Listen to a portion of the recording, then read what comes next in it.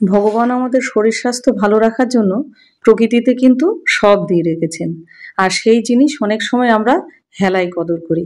তা সেই রকম আজকে ভীষণ পুষ্টিকর একটা ডালের রেসিপি নিয়ে এসে আপনাদের সামনে হাজির হয়েছি। নমস্কার, কেমন আছেন সবাই? নিশ্চয়ই খুব ভালো আছেন। বাসন্তী রান্নাঘরে সবাইকে স্বাগত। আজকে আপনাদের তৈরি করে দেখাবো পুষ্টিকর এবং সুস্বাদু কাঁঠালের বীজের ডাল। আশা করি ভিডিওটা আপনাদের খুব ভালো লাগবে, আর ভালো লাগলে অবশ্যই চ্যানেলটাকে সাবস্ক্রাইব করে আমার পাশে থাকবেন। তাহলে চলুন দেরি না করে দেখে নিই আজকে আমাদের রান্নায় কি কি লাগছে, আর ভিডিওটা পুরো দেখার অনুরোধ রাখলাম। এখানে কাঁঠালের বীজ নিয়েছি আমি, আর বীজগুলো উপর থেকে খোসাগুলো ছাড়িয়ে নিয়েছি, দিয়ে এরকম পরিষ্কার করে নিয়েছি। আর বীজগুলো দেখে নিতে হবে যেন ফ্রেশ হয়, খারাপ যেন না থাকে। এবার একটা প্রেসার কুকার নিলাম, এর মধ্যে কাঁঠালের বীজগুলো দিয়ে দিলাম। এবার দেওয়ার পরে 2 বাটি জল দিয়ে দেবো এখানে। আর আপনি কতখানি ডাল রান্না করবেন সেই বুঝে কাঁঠালের বীজের পরিমাণটা বেশি কিংবা কম সেটা নেবেন। দিয়ে দিলাম সামান্য একটুখানি লবণ। দেওয়ার পরে এবার এটা ঢাকনাটা লাগিয়ে দিয়ে মোটামুটি 5টা থেকে 6টা আমি সিটি লাগিয়ে নেব। এবার এটা হতে থাক, ততক্ষণে কাটাকাটির পর্বগুলো সেরে নিই।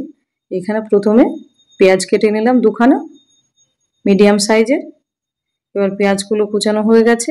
এবার নিয়ে নেবো একটা টমেটো, টমেটোটাও কুচি করে নেব।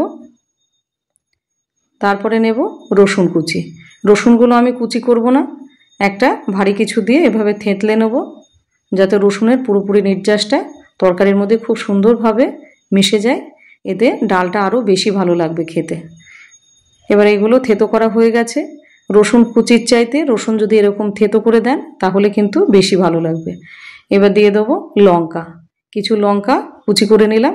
ঝাল কতখানি খাবেন সেই বুঝে লঙ্কা দেবেন, তবে এটা একটু ঝালঝালি বেশি ভালো লাগে। আর এদিকে এটা সেদ্ধ হয়ে গেছে আটিগুলো। এবার প্রেসারটা খুলে নিলাম, দেখুন কত সুন্দর ভালোভাবে সেদ্ধ হয়ে গেছে। এবার এটা একটা ছাঁকনির সাহায্যে আমি এটা জলটা ঝরিয়ে নেব। তার জন্য নিয়ে নেব একটা বাটি এবং তার উপরে একটা ছাঁকনি বসিয়ে নিয়ে এবার এটাকে ঢেলে দেবো। ঢালা হয়ে গেলে এবার জলটা ঝরিয়ে নেব, দিয়ে একটা থালাতে ঠান্ডা করে নেব। ঠান্ডা না হলে কিন্তু আমরা ব্লেন্ড করব না। এবার একটা থালার মধ্যে করে এরকম ছড়িয়ে নেব। আর যে আটিগুলো একটুখানি শক্ত শক্ত আছে সেইগুলো একটু হাত দিয়ে একটু জাস্ট হালকা করে একটু চেপে চেপে দেব, তাতে ব্লেন্ড করতে আমাদের সুবিধা হবে। এবার একটা জার নিয়ে নিলাম, ব্লেন্ডিং জার। এবার এর মধ্যে দিয়ে দেবো আটিগুলো।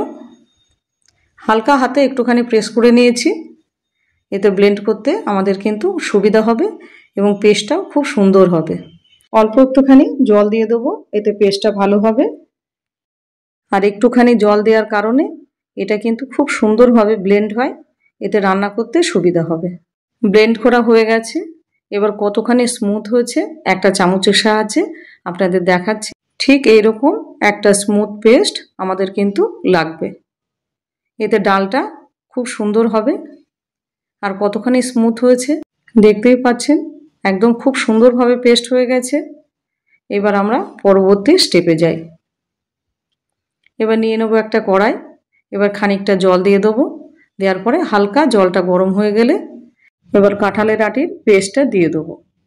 আর কাঁঠাল খান না খান, এই বীজের ডাল অবশ্যই একবার ট্রাই করবেন।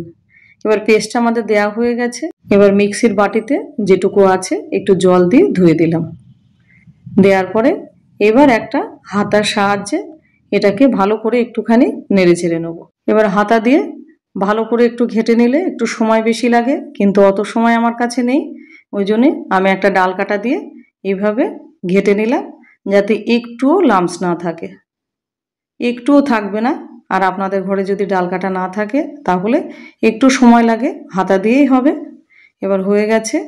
এবার দিয়ে দেবো লবণ, স্বাদ মতো দিয়ে দেবো লবণ। আর হাফ চামচ হলুদ নিয়ে জলে ভালো করে গুলে এবার সেই জলটা দিয়ে দেবো। গুঁড়ো হলুদ দেবেন না, তাহলে উপরে ভেসে থাকবে, ভালোভাবে হলুদটা মিশতে চায় না।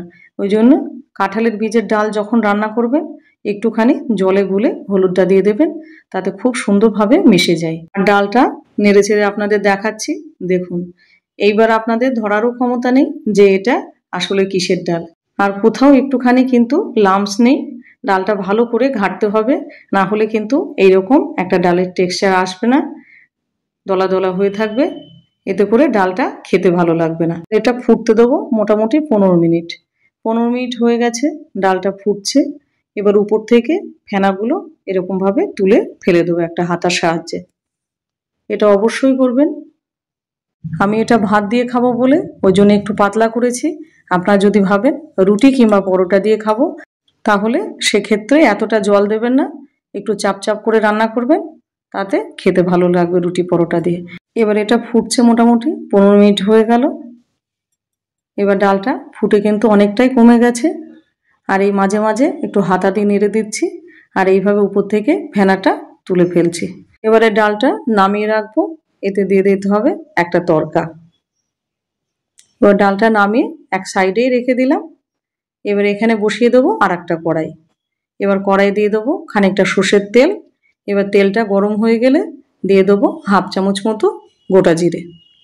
আর অবশ্যই সর্ষের তেল দেবেন, যখন ফোড়ন দেবেন দিয়ে দিলাম 2টো তেজপাতা এবং একটা শুকনো লঙ্কা দিয়ে একটুখানি ভেজে নিলাম।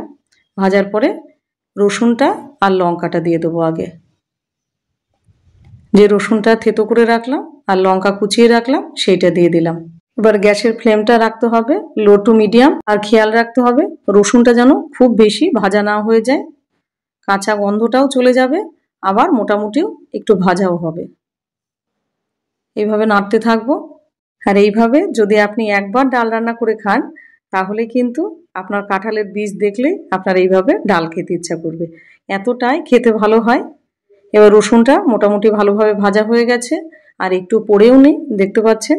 এবার এই পর্যায়ে দিয়ে দেবো কেটে রাখা পেঁয়াজ এবং টমেটোটা। এবার গ্যাসের ফ্লেমটা লো করে দেবো। এবার এটা আস্তে আস্তে এটাকে মশলাটাকে কষিয়ে নেব। আর গ্যাসের ফ্লেমটা একদম লো করে দিলে আস্তে আস্তে টমেটোটা এবং পেঁয়াজটা সুন্দরভাবে নরম হবে, এতে মশলাটা কষিয়ে নিতে সুবিধা হবে।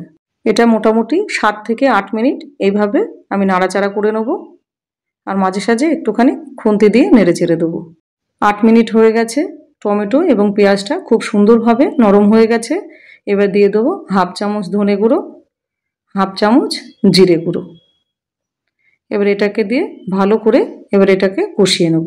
গ্যাসের ফ্লেমটা লোয় রেখেছি যাতে মশলাটা পুড়ে না যায়, সেদিকে খেয়াল রাখতে হবে। আর যারা ভাবছেন পেঁয়াজ দেবো না, তারা পেঁয়াজ এবং রসুনটা স্কিপ করতে পারেন, তাতেও খুব ভালো লাগে। তবে পেঁয়াজ দিলে আরও বেশি ভালো লাগে ডালটা খেতে, ওই জন্য পেঁয়াজটা দিলাম। এবার এটাকে দিয়ে ভালো করে মোটামুটি 5 থেকে 7 মিনিট এটা কষানো হয়ে গেল। এবার কড়াইটা নামিয়ে আমি ডালের কড়াইটা বসিয়ে দেবো। তারপরে কষানো মশলাটা দিয়ে দিলাম এর মধ্যে। এবার 5 থেকে 7 মিনিট গ্যাসের ফ্লেমটা হাই রেখে ডালটা ফুটিয়ে নেব, যাতে করে মশলার ফ্লেভারগুলো ডালের সাথে খুব সুন্দরভাবে মিশে যায়। এটা মোটামুটি 7 মিনিট ধরে ফোটাবো, আর গ্যাসের ফ্লেমটা দেবো হাই। এবার ডালটা ফুটে গেছে, আর অনেকটাই কিন্তু গাঢ় হয়ে গেছে। আর একবার এইভাবে অবশ্যই কাঁঠালের বীজের ডাল একবার হলো ট্রাই করবেন। আপনার এমনি ডাল কিন্তু তখন আর খেতেই ইচ্ছা করবে না। আর বাচ্চা থেকে একদম বয়স্ক শরীরের জন্য ভীষণ ভালো এই পুষ্টিকর কাঁঠালের বীজের ডাল। এবার দিয়ে দেবো ধনেপাতা, খানিকটা ফ্রেশ ধনেপাতা দিয়ে দিলাম, তাতে ডালটা খেতে আরও বেশি ভালো হবে। এবার গ্যাসের ফ্লেমটা আমি একটু কমিয়ে দিলাম, আর শেষ পর্যায়ে দিয়ে দেবো 1 চামচ খাঁটি গাওয়া ঘি। এইটা একদম মাস্ট, এটা না হলে কিন্তু প্রপার টেস্টটাই আসবে না।